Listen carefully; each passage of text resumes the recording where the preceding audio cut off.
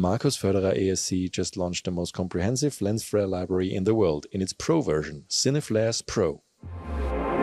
You're watching CineD, supported by B&H and CVP.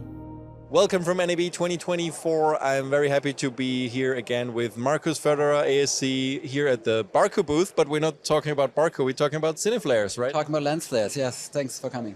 Well, we just talked actually 2 weeks ago in our podcast. So for people who haven't seen or listened to that, we'll put the link in the show notes. Not the show notes. It's not show notes because it's not a show. It's it is a show, but it's just a video from a show. And we'll put the link to the podcast here. So if you're interested, we talked about a lot of different things and your work on Constellation, the new Apple TV Plus series. But today we will talk again about your Cineflares project because there has been an update. Big update. So yeah, I'm a big lens fan. I'm a cinematographer, right, in my day job. But I started years ago capturing lens tests with motion control because there's so much variety and they're so hard to compare.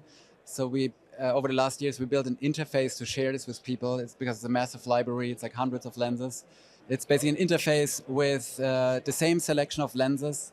You select your lens, whatever, like a Cook lens, whatever you like. Select your your focal length, your T-stop, and the same on the other side. When you hit play, it's a timecode synced dual player. And I found this is the best way, especially when you work with directors, to communicate and to see the difference in flares. So we showed an early beta version during Camera March, and now at NAB we're showing the big Pro version, which has more features and a full library, and every month we will update with new lenses. So that's what's new with the Pro version? The new thing is you can save now, if you like a lens, you can save to selects, and this populates like a gallery view. You can auto-generate a PDF document. And what's brand new is like a browse feature, which I'll show you right here. So you can, for example, say, show me all 50mm lenses or all 35mm lenses. And maybe you want to see all 35mm lenses. You can select spherical, large format, anamorphic, and it just gives you a quick overview of all those lenses. You even can specify. Oh, so you see them all next to each other? That's amazing. You can quickly say oh, I like this, or maybe this is too crazy, it might be distracting. It's a smart way, because that's one of the things I wondered about when I tried the first time. It's okay, I'm actually taking screenshots. And feedback actually. I showed it to a lot of friends like Eric Messerschmidt and Lena Sandgren or Seamus McGarvey. I showed them early versions and they gave amazing feedback. How was it useful for cinematographers? And I just want to put it out there and share it with people. You see all the same focal lengths next to each other. It's great. Categorize each lens for flare intensity, flare color. In the next version, you will be able to search, for example, show me lenses which have amber flares, which have a certain type of flare, and then it will populate that too. Very cool. How much work do you invest in adding new lenses all the time? It's like a never-ending project. It's very time-intense because we shoot everything under the exact same conditions, everything with motion control. It's the exact same camera body, light source, and setup. So it takes, we shoot 4 lens sets in one day, because it takes a long time to set up. And then it's a lot of post-processing and categorizing, so it's a slow process. Sometimes people ask for the latest lens, so we shot a lot of the new lenses that just came out, but it will take a couple weeks or months to get it online. Well, I guess you saw even more new lenses here at NAB, right? It's mind-blowing, right? Yeah. But that's why I think it's so important to have a tool like this. People get lost, especially directors or cinematographers. They might choose one lens they used years ago and they know how it behaves. But to me, I always want to discover something new and change lenses from project to project. And with cameras getting so good now, I feel like the lens has such a big influence on the character of your visuals. So the Pro version is now a subscription? Yes, so there's a free version which has a smaller selection you can play with, and there's a Pro version for people who want to support the project because it's very time intense and we have programmers that we're paying. So it's like a $5 a month subscription, and we just to put it out there, and there's a special NAB special we can link. Okay, yeah. What is the special? It is like a 20% off for CineD users. Oh, nice. That's good to know. I didn't know about that. Amazing. There's some, I don't know if it's too early to talk about that, but you were in private teasing to me something where you're actually putting backgrounds in there, because right now it's all in front of black, and I understand the problem. You cannot shoot the same scenery, like actual background, every time. So how are you gonna tackle that problem? So right now it's shot in front of black. It's very neutral. I like it's a timeless thing. You can just focus on the flare image characteristics. But people, especially directors, are asking like, how does it look like in a real world scenario? And I kept thinking, we could show some random examples, but I think what's so unique about Cineflares is that it's motion controlled and you can compare it side by side. So we did some first tests and we started generating clips where you will be able to select a scene like a desert day exterior or night exterior. And then because it's shot motion control, we have basically clean plate of a desert where we shot with a lens that does not flare at all, and we covered the sun and removed completely the sun. So there will be an overlay. You can select your whatever anamorphic lens or spherical vintage lens and show it in different scenarios. And I actually took also an anamorphic lens into the desert to prove and check that overlay, it's like 95% accurate. We're even simulating distortion based on distortion charts. So it's You're also simulating the field of view? The field of view. It's all mapped. So you can select your 35, you see 35 millimeter simulated. So we didn't go out in the desert with thousands of lenses because that's impossible. But this way, the light is in the exact same spot, and it's just a preview to get it. But it's coming probably for CineD. Yeah. Awesome. Oh, that's very soon. Awesome. Wow. You put a lot of work into this. Are you still shooting? So I'm starting a new movie soon, so I have to get going.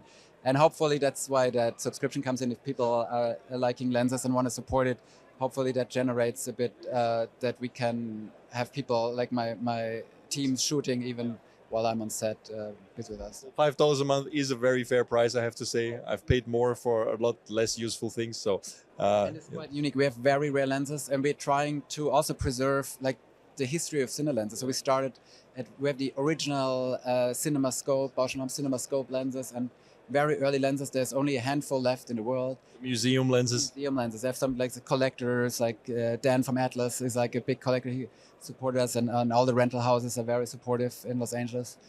So we're trying, even that the lenses that might not be accessible to shoot with, but it might be interesting for you to be inspired or pick a lens that looks similar, or maybe also if you want to design a flare, you go to your lens technician and say, can we create something like this? Awesome. We also have a long video with Dan about the new Atlas lenses. If you're interested, it's part of our NAB coverage. We already published that. Yeah, he has encyclopedic knowledge of lenses. He's like Matthew Duclos. It's like they're crazy. Right, once you start talking to passionate, it's a very niche subject. So when we started this, I was wondering, are there enough people who are interested in this? But once you meet up with the right people, you can get into a deep dive. I think we talked about this before. I just feel like it's, like you said, all cameras are great now. Like literally every camera is a great camera. So that's not a differentiating factor anymore. So everybody tries to create character with lenses, and especially because it kind of puts control back in the cinematographer's hands, right? If you shoot neutral and you're worried that your editor, director will mess up your image afterwards in grading or whatever, at least you have more influence in the final look if you have a lens that is not completely neutral. And I think especially in this day and age with AI and like generated images and visual effects, I think the audience appreciates more and more something that feels handcrafted, and like the randomness, like lens flares are historically, it's like a technical artifact that was not intended by lens designers, right? So it happened more like an accident. So we're used to seeing this as a happy accident. So by embracing lenses and choosing, like it's almost like a casting, you can choose with Cineflares, oh, I like this one, and I know if I put a light source in that right corner of the frame at a T 2.8, this kind of effect will happen. So you can create your own happy accidents, which hopefully makes it feel more human. I guess we have to thank J.J. Abrams for bringing it back into the spotlight, 10, 15 years ago. Yeah, but that's also important, right? Some people, in some films, people think, oh, it's almost overused and can be distracting. So I see lens flares not just as eye candy, right? At Cineflares, it's more like the flare reveals quickly the character. That doesn't mean you have to shoot wide open with that lens, but you can pick it, and even if you have no light source in the shot, there's a creaminess that happens when a lens that has a lot of internal reflections, it reacts to the subject in the shot. It's not just reacting to a light source, it reacts, the face is reflecting gently, so you get smoother skin tones. But I love actually that this is the first shot in Constellation that you shot on Apple TV Plus. It starts with lens flares on black.